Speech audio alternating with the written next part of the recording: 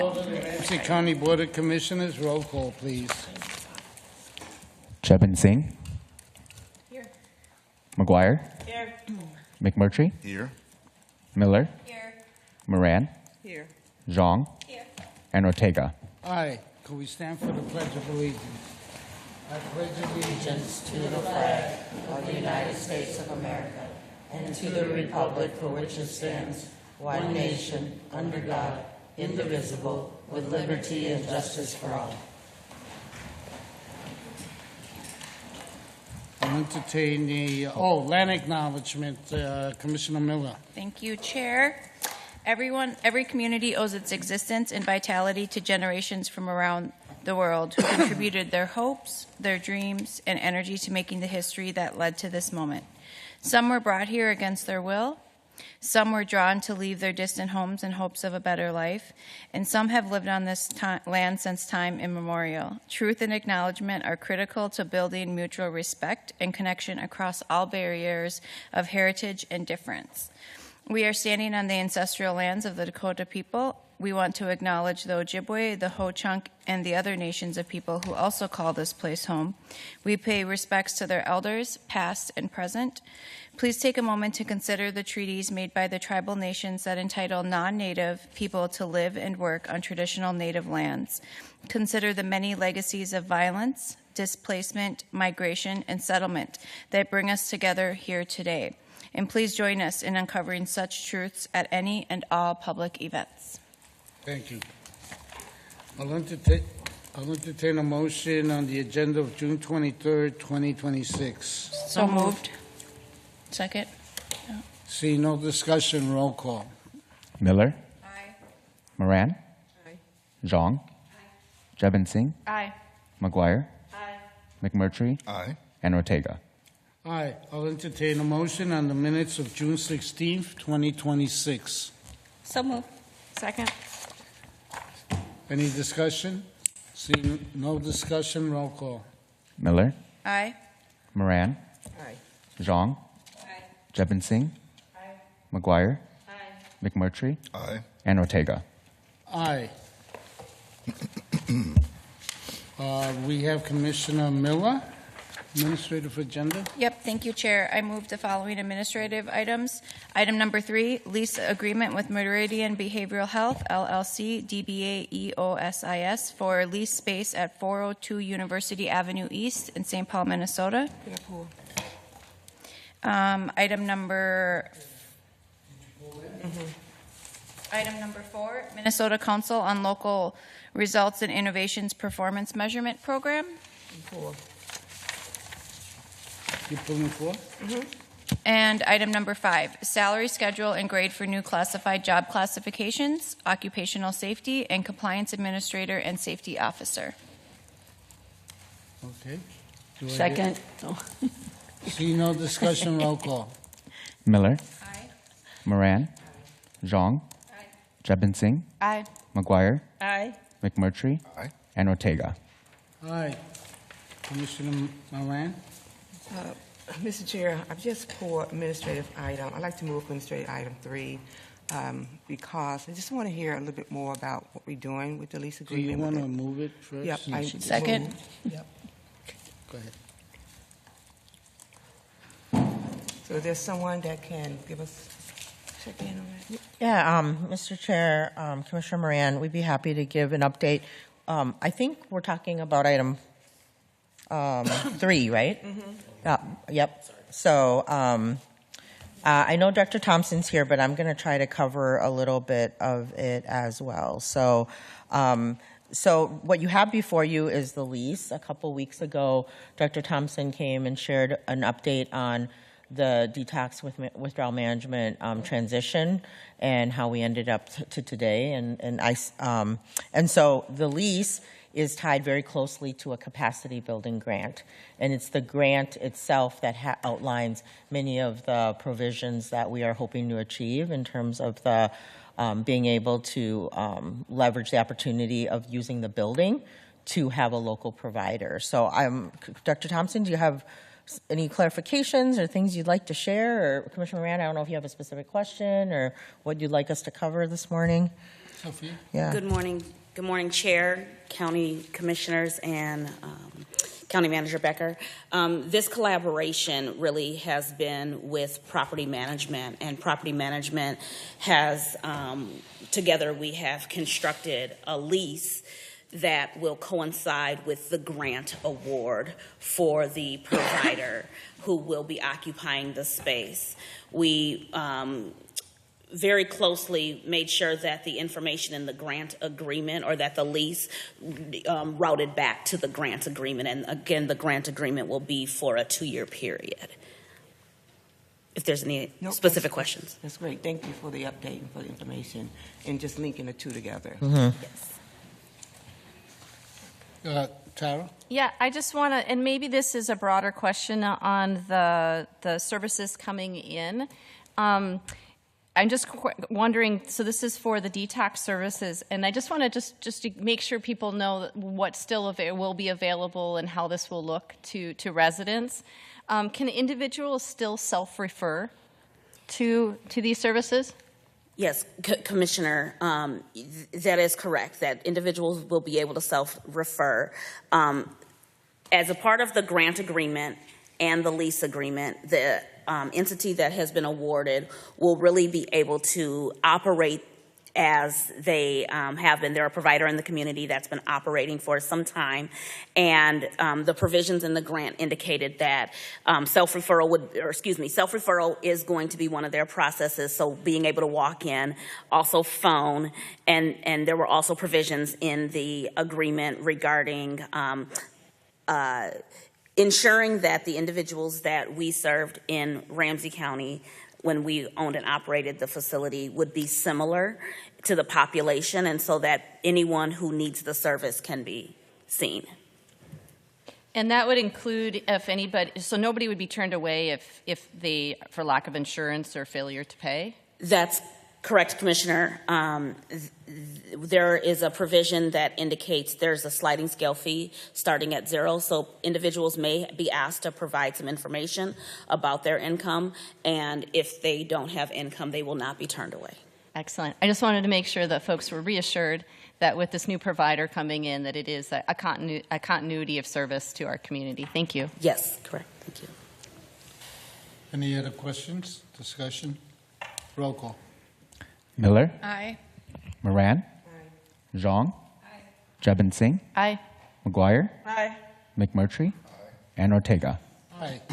Item number 4, Commissioner Thank you, Moran. Mr. Chair. I'll also like to move item 4 and just have someone to just give us some update. Yeah. Second. on it. I'd like to Thank you. invite, Mr. Chair, Deputy Chief of Staff Andrew Greenlee to share about this effort to submit performance measures to the Office of the State Auditor. Good morning, Chair Ortega, Commissioners, County Manager Becker.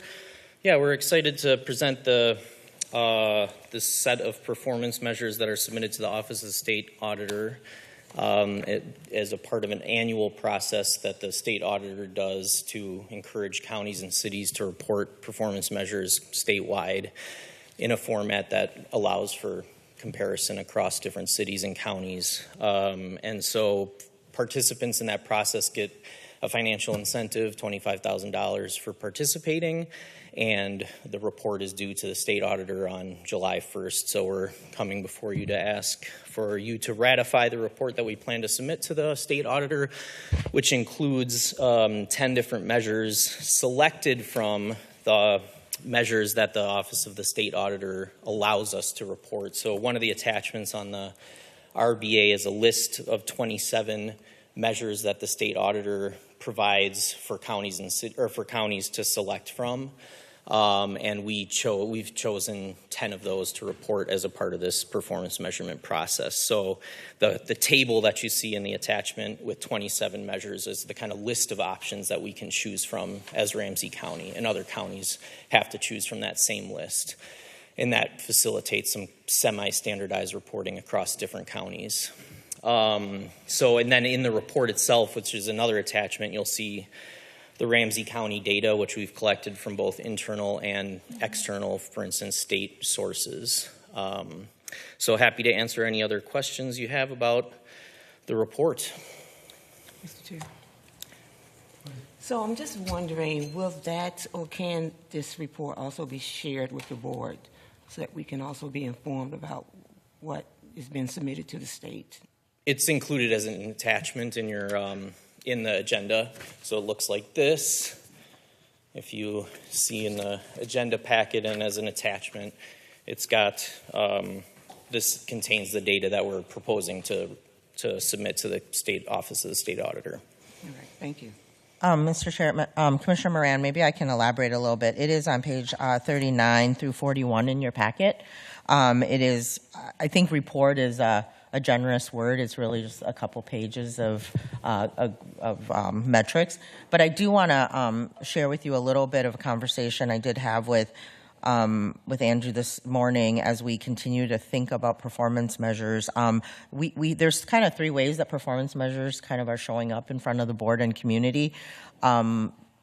Before every performance year budget, we bring community indicators to the board as you sort of reaffirm the strategic priorities. And there are a couple measures here that line up with those community indicators. In addition, we are moving into the second year of our biennial budget, which is a performance year, and there are departments will be focused on performance metrics, and some of these performance measures actually align with ones that will be shared at the budget hearings as well. So there's some opportunity for some intersection.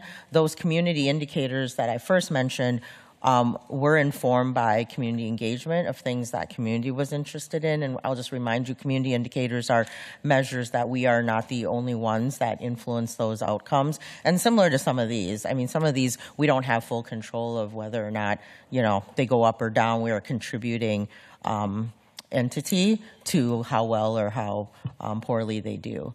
But I do think we should look at kind of an approach of thinking through how all three of these work together and as we go into the future as to what they say about, are we investing in particular with our budget in a way that is advancing something that we want to measure and know the impact for our community, and we'll need to take a little bit of a deeper look. I think what Andrew's trying to say is it's a little bit of a restrictive exercise because we have to work with the 27 indicators that they've added. What I appreciated that our team has done, though, is whenever there's been able to put a little nuance around, for example, racial disparities, they've tried to call those out as well. So might be it's a good thing for the state to be doing. I will say the county is a little more advanced maybe in our performance metric work because of our biennial budget, and we could also do more integration while we're a little bit better at maybe than some entities that may not be doing performance metrics at all, which is why I think the auditor is asking cities and counties to do this. Okay, I have Mary Jo and then Kelly. Thank you, Mr. Chair. I appreciate your work on this. Do you get to pick the same measures every year, or do you have to pick different ones, or it'd be nice to pick the same ones so we would get some sense, but also good to pick different ones so we get a sense of different measures. So talk to me about what the auditor requires and what we tend to do for these measures. Chair Ortega, Commissioner McGuire, you can select the same measures every year, and over the, 12 years or so that we've been reporting, it's my understanding that we've generally stuck to the same set of measures with minor tweaks. So I think one was added in 2024. I don't know all the history, but I think we've been pretty consistent in reporting roughly the same set of measures over the years since 2013 when we started participating in this process. And just to comment on that, I think it's, as I said, good so we can see some comparison between years, and I'm guessing if the state auditor lets people pick and choose, if someone's going to have a bad year, they just pick a different measure. So I'm not sure that, I'm glad that we're actually staying with the same measure so we can get an honest, review and a measure of what we're doing. So thank you for that. Thank you. Commissioner Miller? Thank you for this information. I just wanted to, clarify or just the measures that are chosen, we choose, which is great, and a lot of them already we are already tracking on our own, which is fabulous, and we are working towards bettering.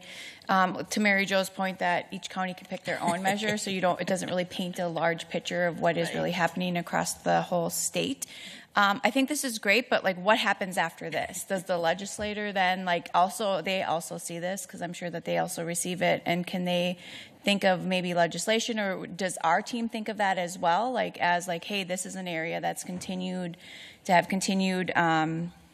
low participation, or we need more improvement in this area, maybe this is a legislative ask, or maybe this is a bigger picture we need to be looking at?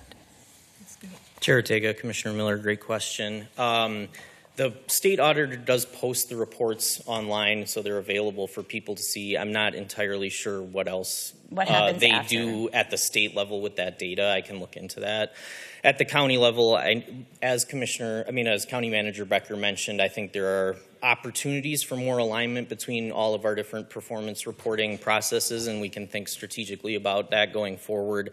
I think with this, we are aware, our policy team takes a close look at this data and thinks about how they can be incorporated in, countywide initiatives related to strategic priorities and we are in a good position in the county manager's office to infuse different countywide initiatives with this data and use it to inform our priorities. So we will be doing that, and thinking about the best ways to incorporate this in some of the strategic discussions that we lead. And if you have ideas, surveying the data, you've got ideas about program areas where we should be taking a close look at that, we'd be more than happy to hear those ideas and bring them to the departments involved. Thank you. Follow up on that really quick. The data that we pull from this too, is this from our own records, or do we go and survey community? I just want us to always be cautious of us extracting data from our community.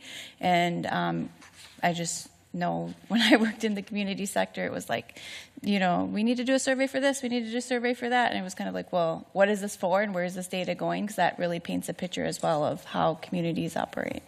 Chair Ortega, Commissioner Miller, yes, we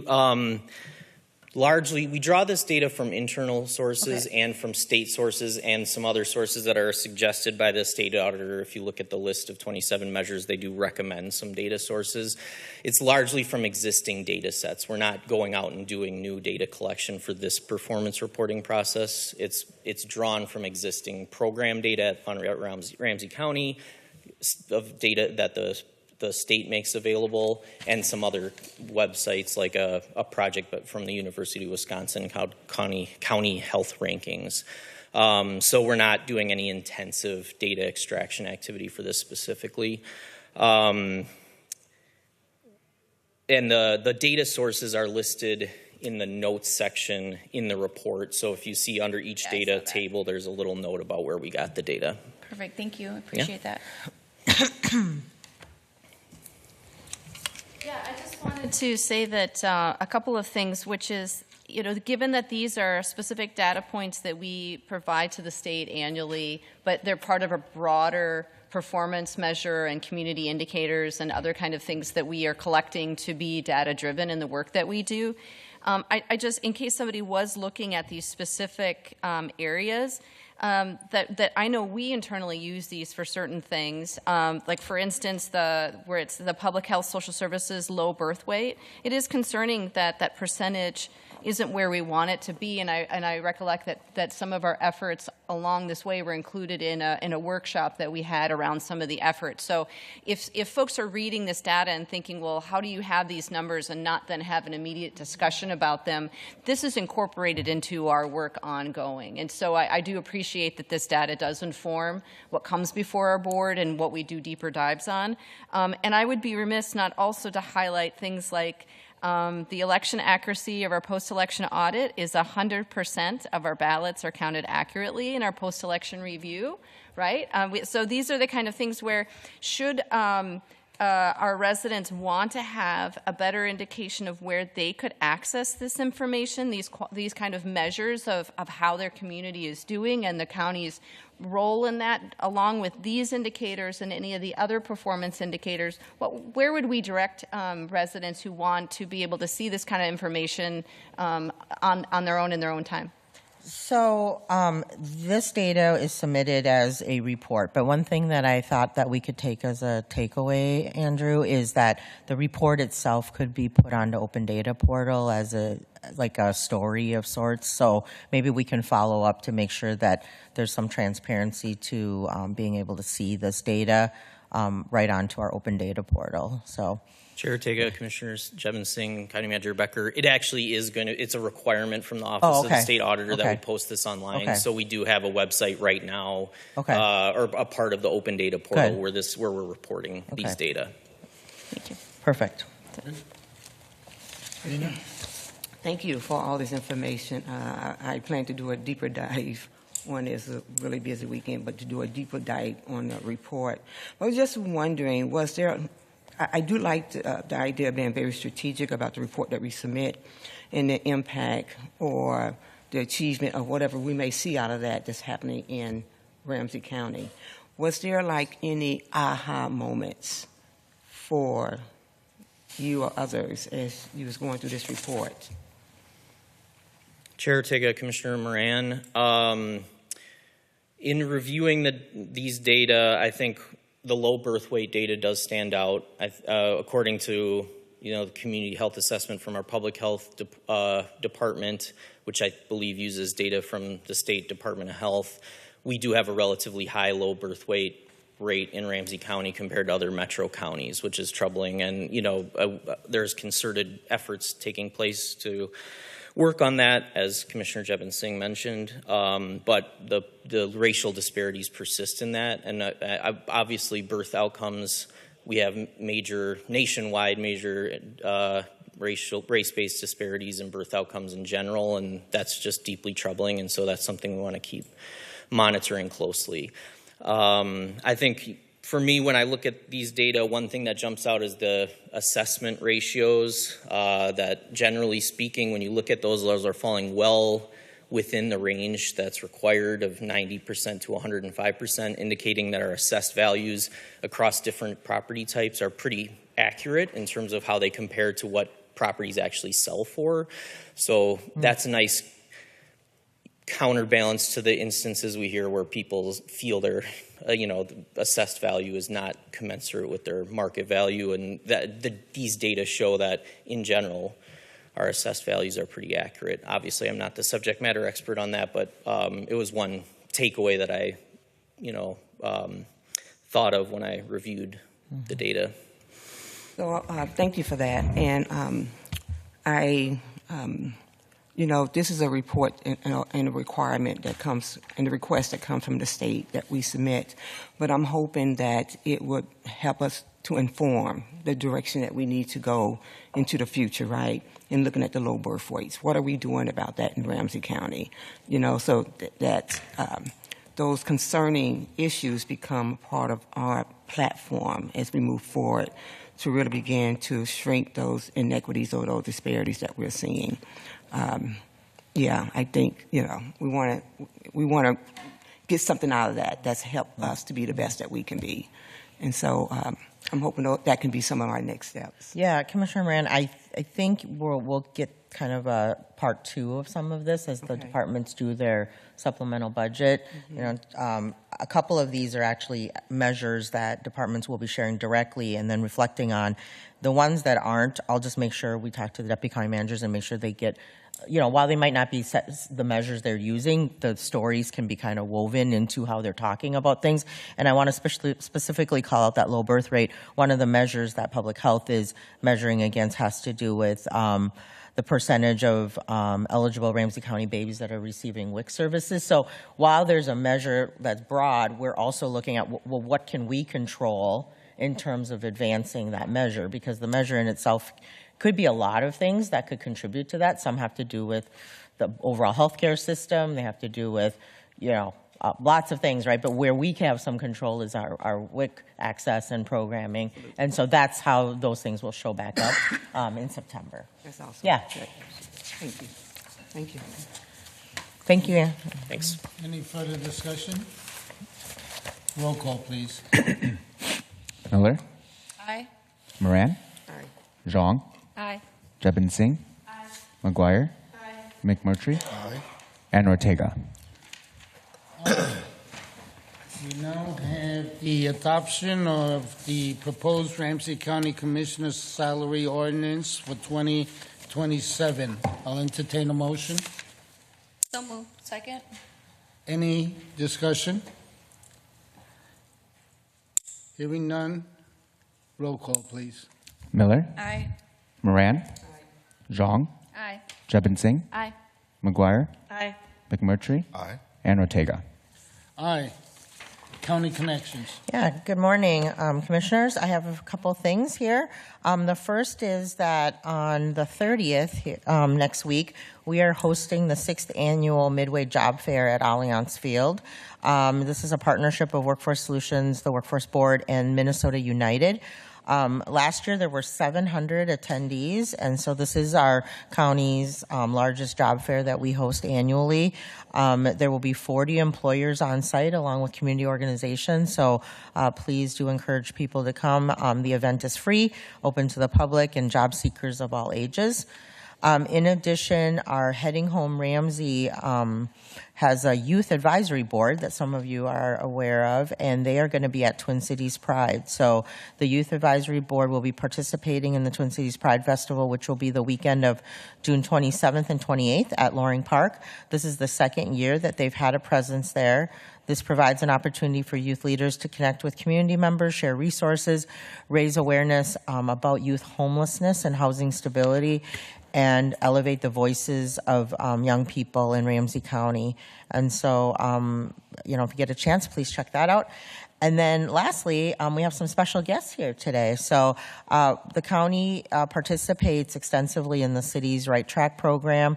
The program provides career readiness opportunities and work experience for young people within our community. And we, as an employer, we actually host interns as well. So this year we are hosting 31 interns countywide.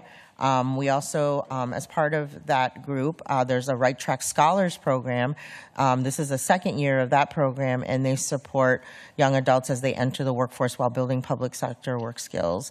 So scholars are a little bit different than the Right Track program, but very similar to, they're just a different level of experience. So we are really happy to participate. It helps us generate awareness and build interest in being an employer in our community and share about public sector jobs. We create talent pipelines, and we get to have our employees get really excited about their work as they get to explain many of the neat things they do to our young scholars and Right Track participants. So if I can have you guys come up while I list the departments, you can. We'll have you introduce yourself and tell us maybe where you're working. We have people working in the county manager's office, in public works, at the medical examiner's office, at the library, human resources, communications, parks and rec, county attorney, property management, the juvenile detention center, and public health. So, Noe, do you want to quick introduce yourself before you get them going? Good morning. Good morning. Yeah. There we go. Hey, everyone. I am Noelana Gates, or Noe.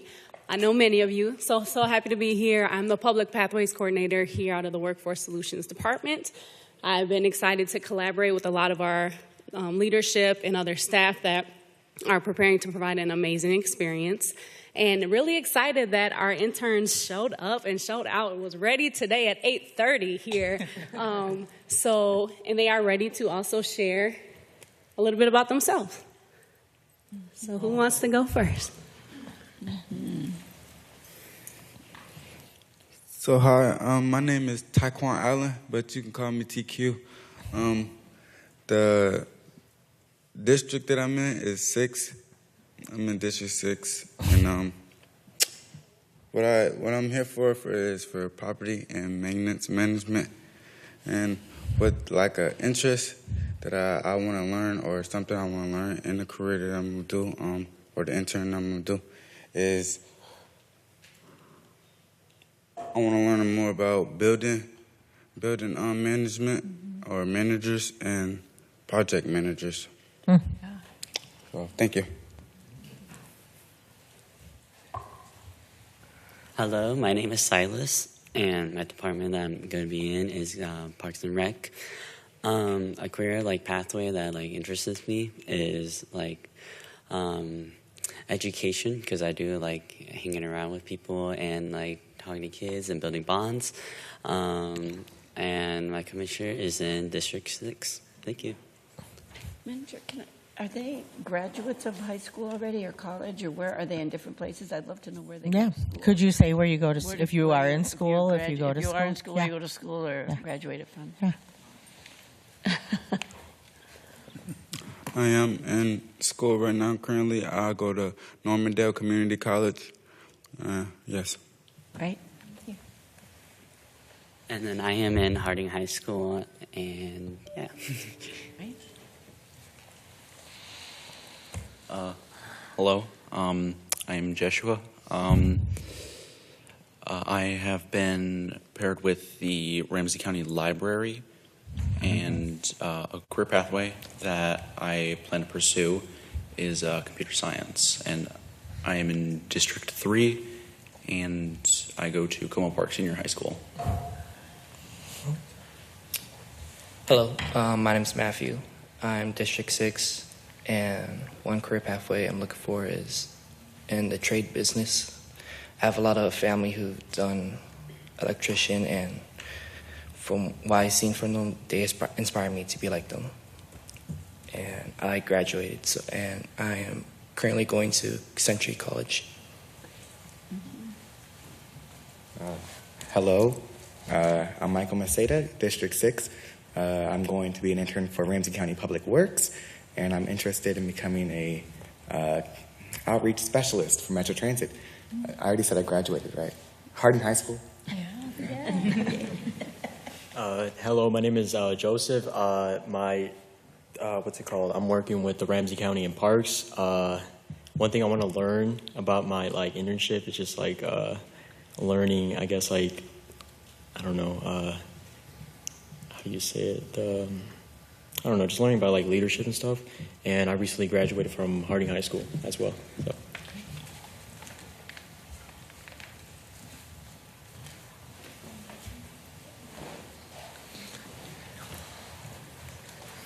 Hi, my name is Ave. I was paired with Tamarack Nature Center.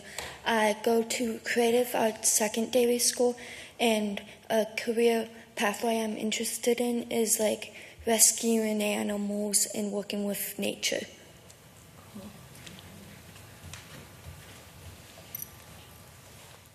Hi, my name is Layla. I am interning at Ramsey County at Tamarack Nature Center currently. I go to Great River School. I think a career I'm looking for is something in public speaking. I was thinking about being an actor or maybe an ASL interpreter. I've also considered some stuff in law, so I have quite a few options on me, but I'm very excited to be here, and thank you for having me.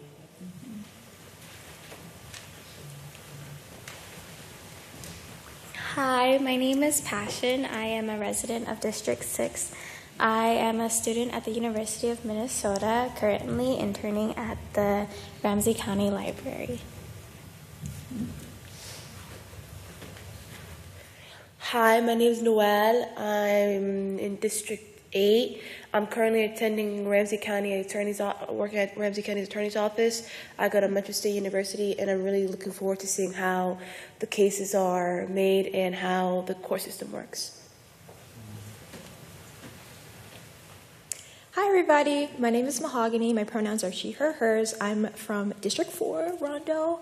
I go to the University of Minnesota. I major in business and marketing education, and my minor is in the sociology of law, criminology, and justice. I'm interested in family law, and if not that, I would want to do research in educational psychology. Hello, my name is Parker Sisler. I go to the University of Minnesota Duluth, and I am interning with Ramsey County Parks and Rec and on the Soil and Water Conservation Division. And I'm very passionate and excited about conservation, and I'm very happy to be here. Thank you guys very much. Hi, I'm Selena Chin. I recently graduated from Harding High School, and I am interning at Ramsey County Attorney's Office, and I plan on majoring in Management Information Systems at the University of Minnesota. Thank you. Hi, good morning. I am from District 3, born and raised. I recently graduated from Regis University in Denver, Colorado, and I'm going to Belgium for my master's in diplomacy and global governance, but currently I'm interning for the county manager's office, and I'm with the policy team, so those community indicators and the performance measures that you guys heard of previously, I'll be working on those. So thank you. Hi, I'm Imani Bradley. I'm going to be interning at the Ramsey County's Attorney Office. I go to school down in Nashville, Tennessee, at Fisk University, and I do plan to be an FBI agent after. Good morning. My name is Leah. I'm interning with Racial Health and Equity Department at Ramsey County Manager's Office. Jesus. I'm at the University of Minnesota studying economics. I'm interested in economic development and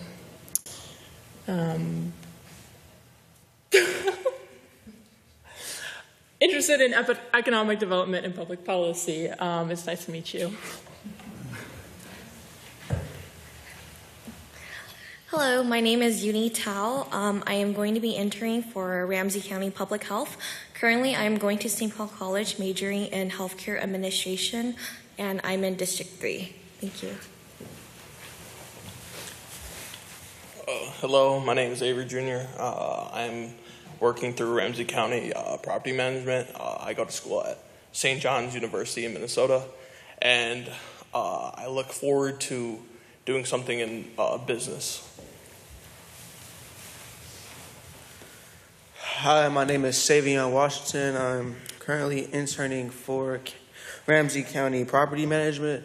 I graduated from South High, and my goal at the end of this is to learn how property management works so that one day I can manage my own properties.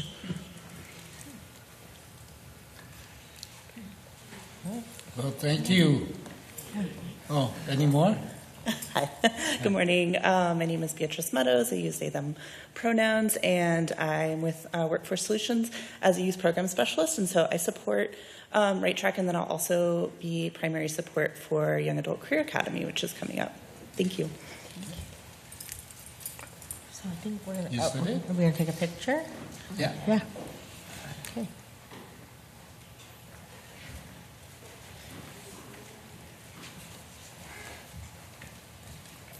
Ready for a picture?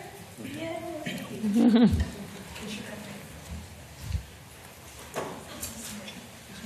From District 7. I feel like you guys should join. Yeah. Why don't you guys go join us? They get a Commissioners, picture would you with like you. to take- Oh, that's harder for you. Is that too? Can you go? If you would like, None yes. from my district. You gonna go? I'm just down there.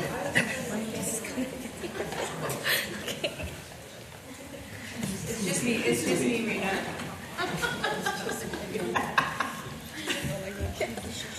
Yeah.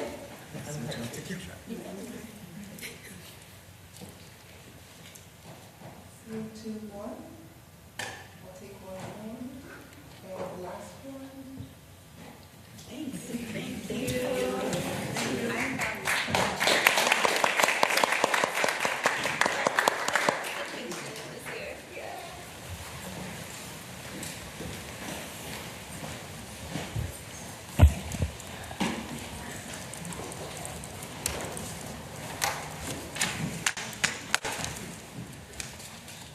Outside board and community reports. Rena, you want to begin? Okay, let's just see here. All right, let me see. I had a couple of the Minnesota African American Family Preservation Child Welfare Disproportionality Act meetings. I did the statewide working group meeting and the Policy and Accountability Compliance Action Team. And we're still working on that just to make sure that we are improving outcomes and working on the implementation process of the bill before it goes statewide in 2027. So there's a lot of work that's happening there. I was able to meet with the YWCA the CEO and a couple of the other team members to discuss housing stability, workforce development, pathways and strategies to support economic mobility and long-term success for residents and family. And I really did that to continue to work on and look at the continuation of the work we do here at Ramsey County in partnership with community-based organizations, and how we can see ways to collaborate, inform, and really educate each other on the work that's been done. It was a really good meeting.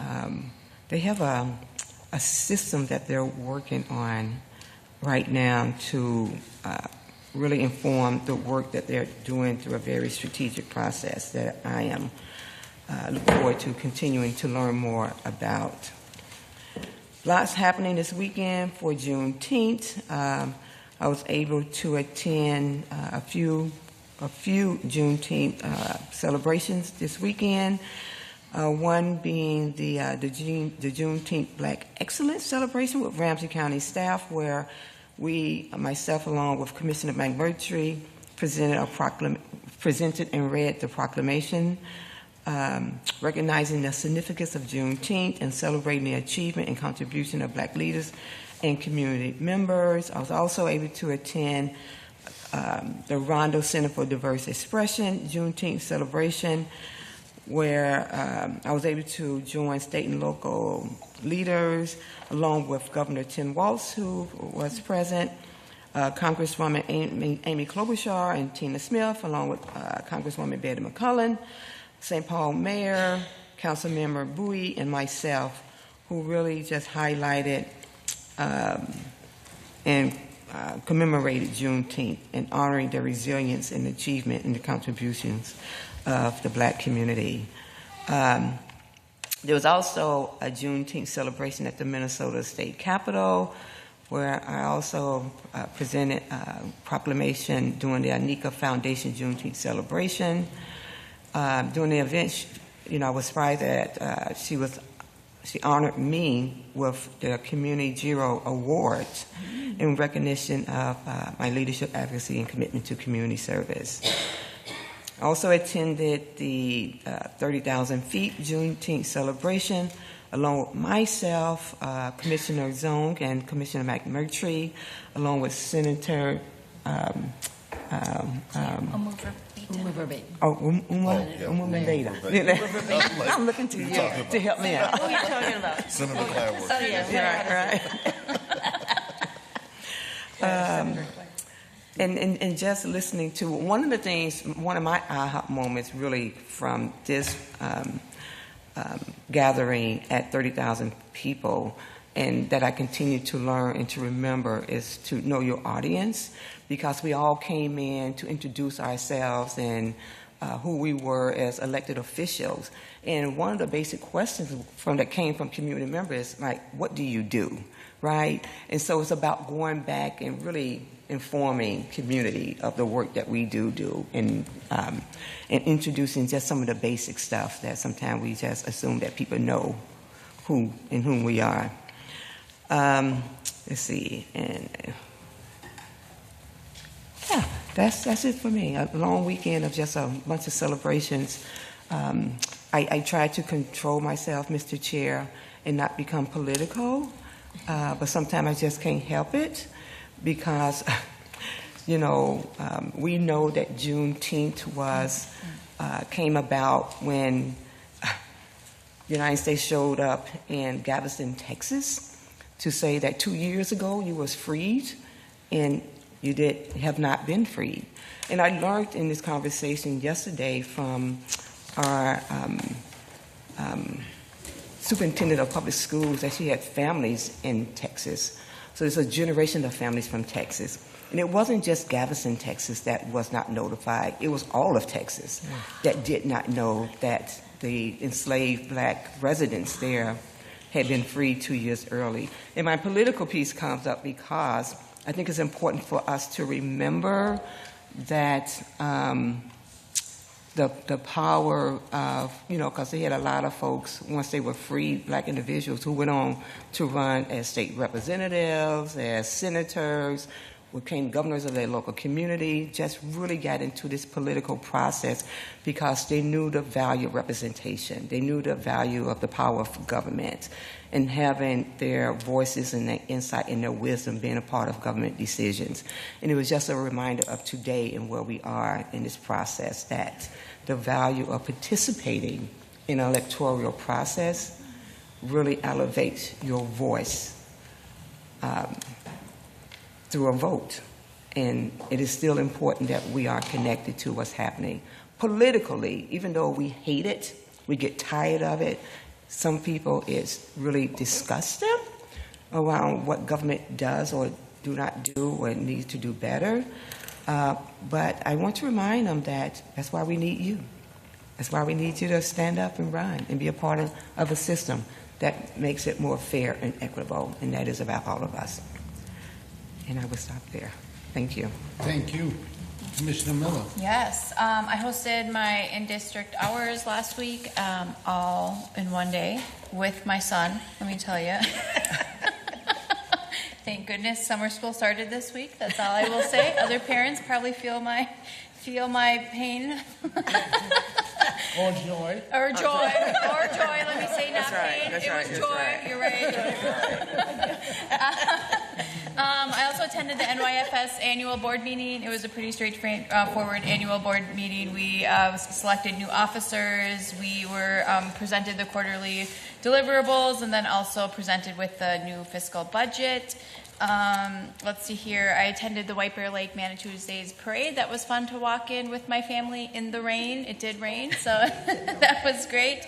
Yesterday I attended the MOB training for Unlock Your Potential, Understanding Roles, Responsibilities, and Opportunities in WIOA for workforce board members. So that was really a nice way to spend my lunch hour.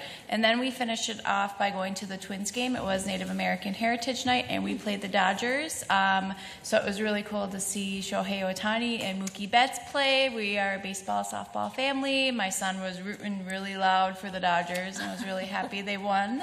But otherwise, that's it. Oh, coming up on Saturday, we do have the grand reopening of the Manitou Ridge Golf Course that I will be speaking at, and then it's followed by a community classic 9-hole course showcase, which I am signed up to play in, so watch out. I'm not good at golf. I mean, like, watch out, just in case you get hit with the ball. Not like, watch out, I'm good. And with that, I'm done. I'll update you next week, or the week after, on how it went. Great. Thank you, Mr. Chair. A couple of events from this past weekend. Of course, I had a chance to attend a number of Juneteenth celebrations with my colleagues. So as Commissioner Moran mentioned, we had a chance to go to the Black Excellence Juneteenth celebration, which was great to be with Ramsey County staff and to just have a moment to just relax and be in community and celebrate one another. Really great event that was hosted there. Also had a chance to attend the Anika Foundation Juneteenth celebration at the Capitol, 30,000 feet celebration at their facility, their absolutely beautiful facility off of Arcade, and then the Blacknificent Volume 3 at Art at 965 off of Payne Avenue. So just a beautiful weekend of chance to celebrate what Juneteenth is all about, to celebrate, you know, the continued resistance that we know that so many of these communities, so many in the Black community are still fighting today, and to continue that fight for freedom that we continue to have to protect and hopefully expand, and in doing so pass it off to future generations. So really, really great weekend.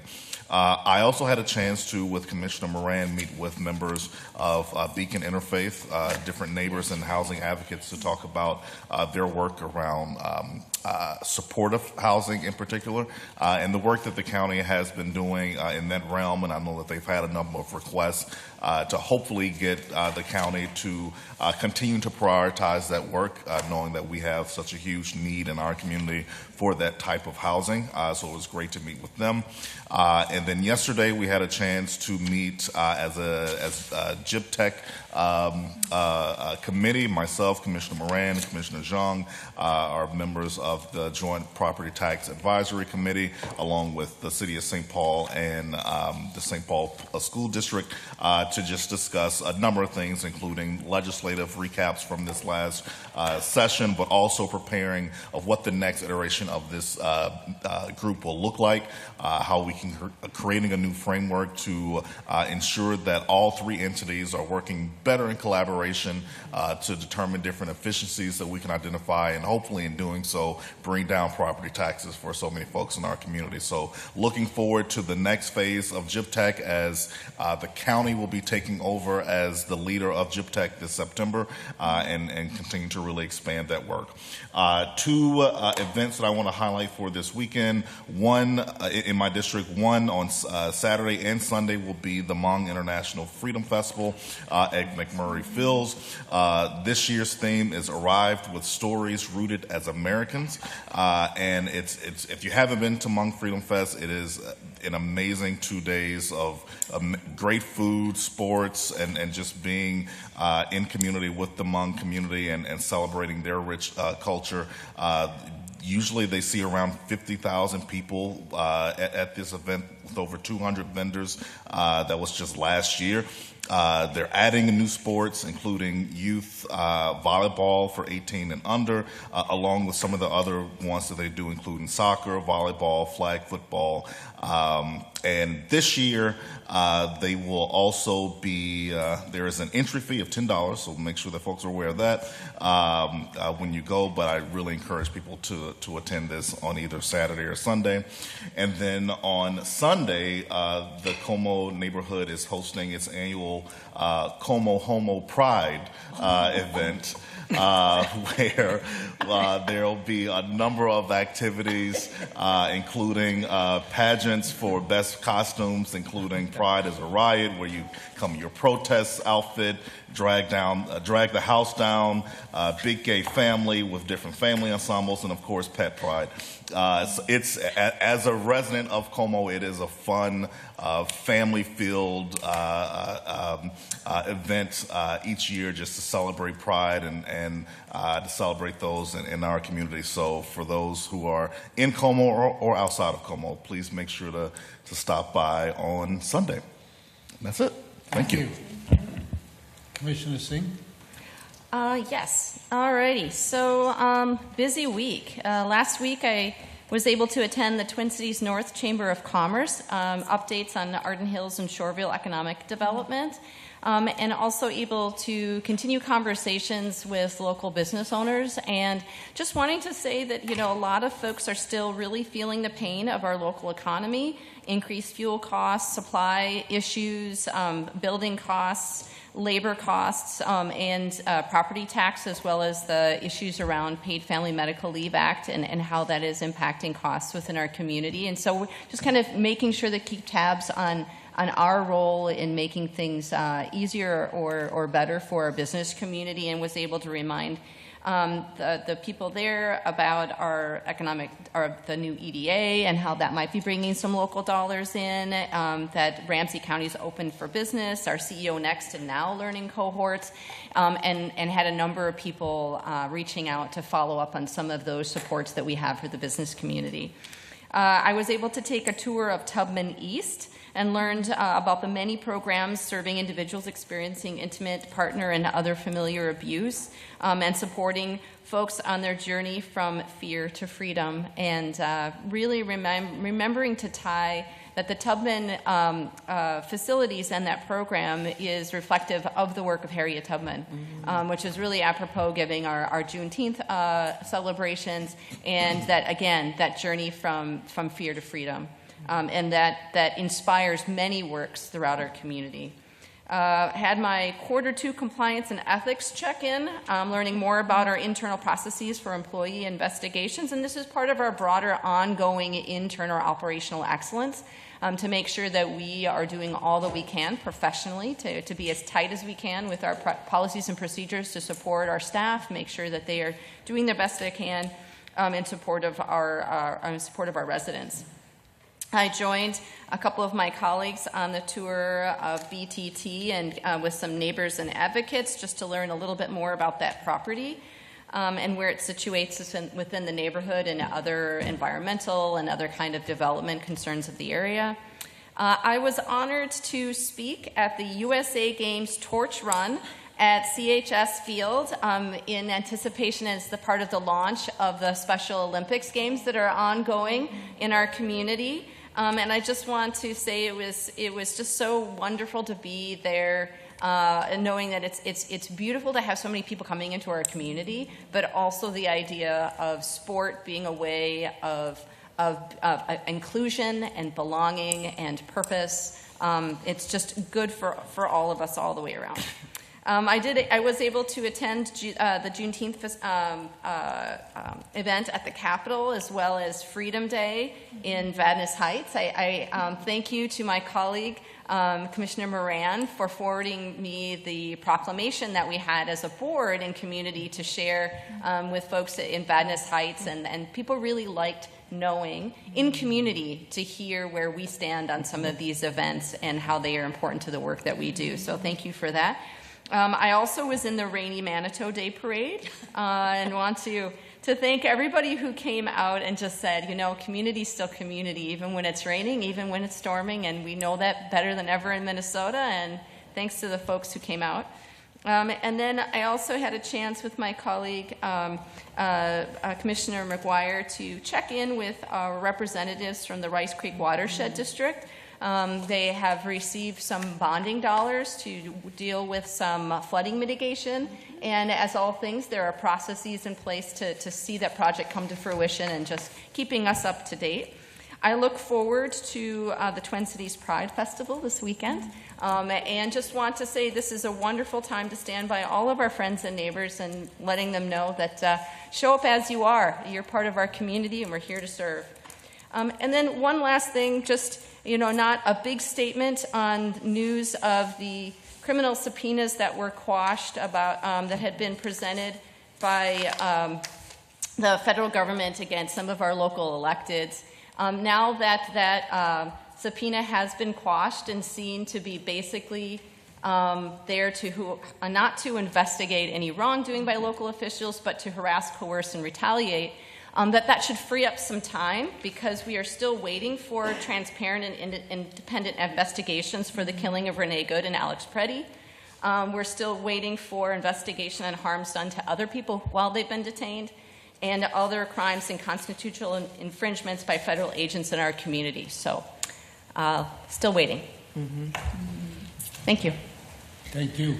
Thank you, Mr. Chair. Yes, a lot going on. Lots of celebrations on Juneteenth, and just thanks to everyone who puts all the work and effort into doing all of those great celebrations. Shout out to Twin Cities North, who were busy. They were doing a meeting in Mounds View and New Brighton as well. It was a great connecting breakfast at the Mounds View Community and Event Center.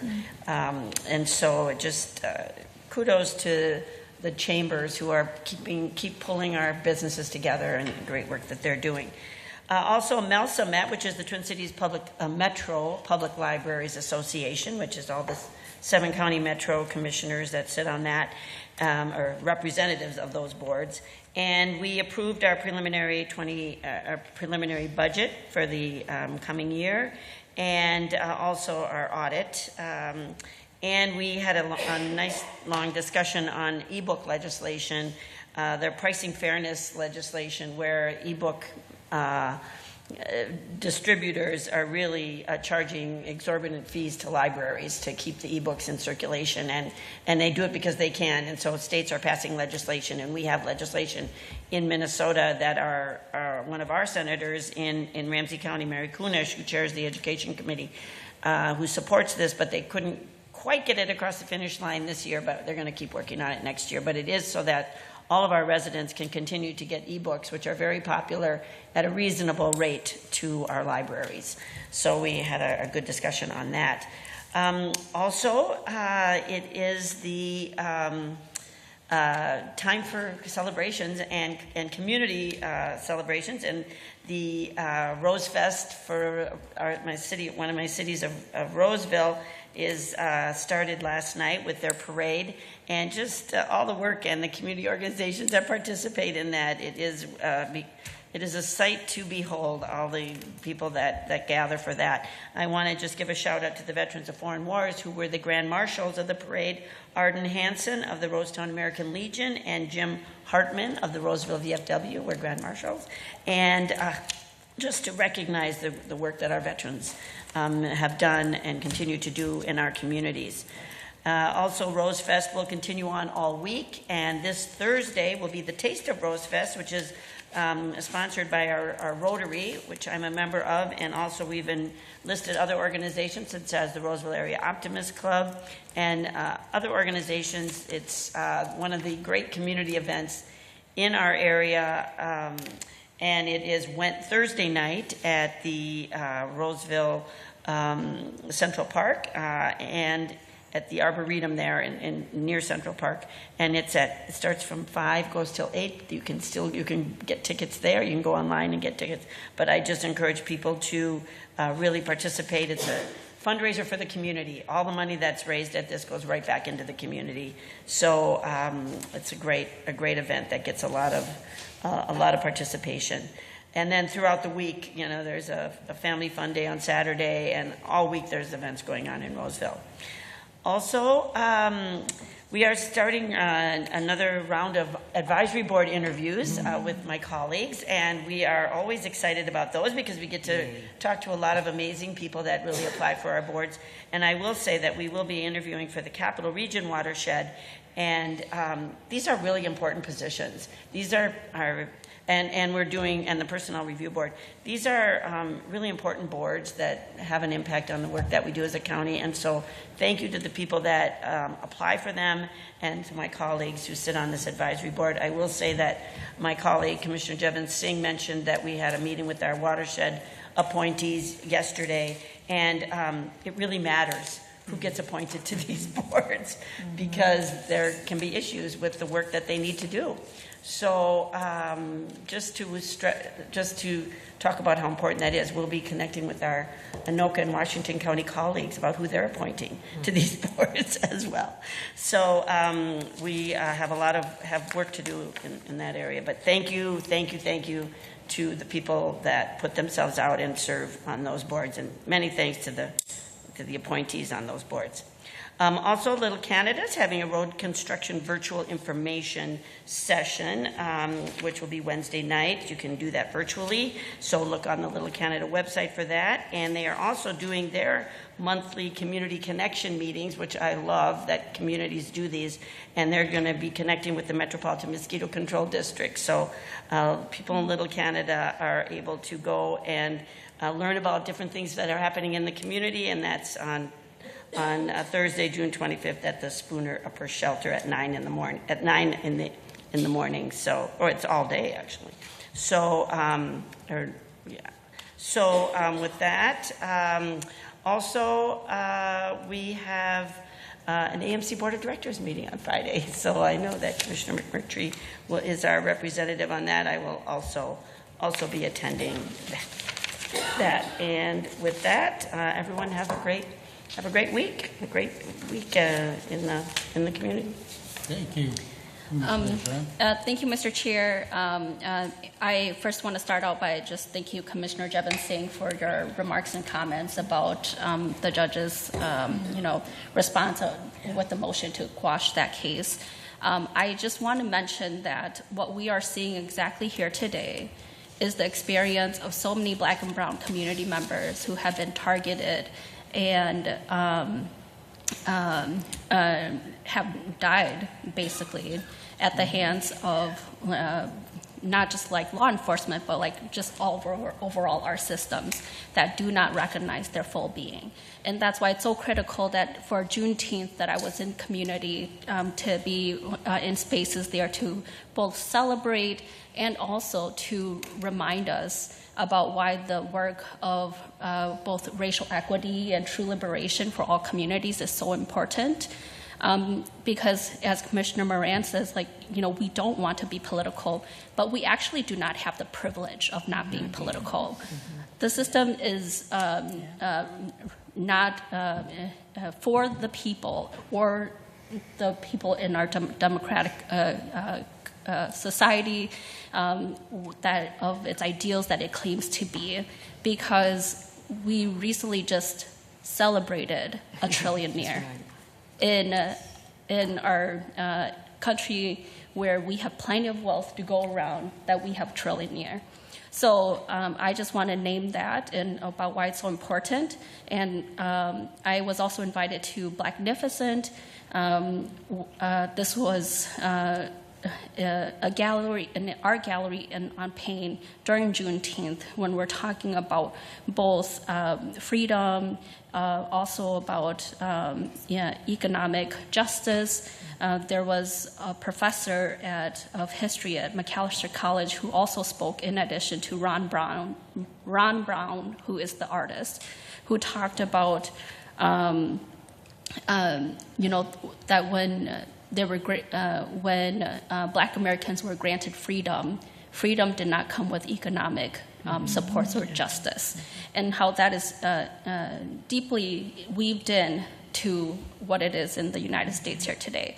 So I just wanted to lift that up and to also name that what we are seeing today is not different, and that we are truly all not free. And then just pivoting to other additional work that we are doing, I also really wish that our interns were also here too, because they only got a snippet of the work that we do every day. I also joined the Boys Totem Town Tour. This was hosted by a constituent who convened both city council members. Senator Herr was able to join us in addition to one of his committee administrators. Senator Herr, after touring it, this was his first time there in his district, and he was just, lots of ideas were going around. And I also have to remind him, though, that parks maintenance isn't fully funded by the state. Yes. And then my next meeting is the TAB meeting. We approved the release of the draft 2050 Transportation Policy Plan Amendment. It includes the county's Bronze Line and also the J Line that is on West 7th. And then we also received a presentation about EV public charging needs and analysis. We received this earlier this year, but then they came back with final recommendations on what they will do, and this is important to the regional solicitation of the rollout of EV public charging. And they are going to weigh and put more percentage or points to areas where there's multifamily housing, also low-income households. And I thought that the Met Council staff actually did a really good job in responding to suburban board members who asked that, it's a privilege to, that it's not a privilege, but it's a individual person responsibility that if you buy EV car, you need to buy the charger, right? And they actually provided a really good response that it falls within the line of like both our climate goals and our equity goals of the Met Council. So I didn't need to add further to that conversation because staff was able to respond. And I think that just reflects the work and the comments that has helped to create the Met Council's plan.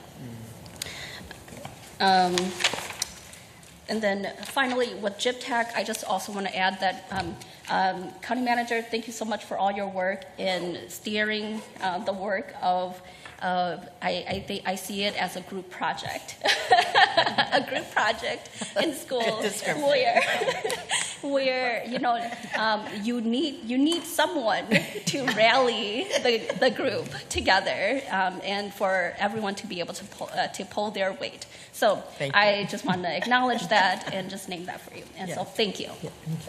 Thank you. Thank you. Following the Ramsey County Board meeting, there'll be a Housing and Redevelopment Authority meeting chaired by Commissioner Shong. We are now adjourned.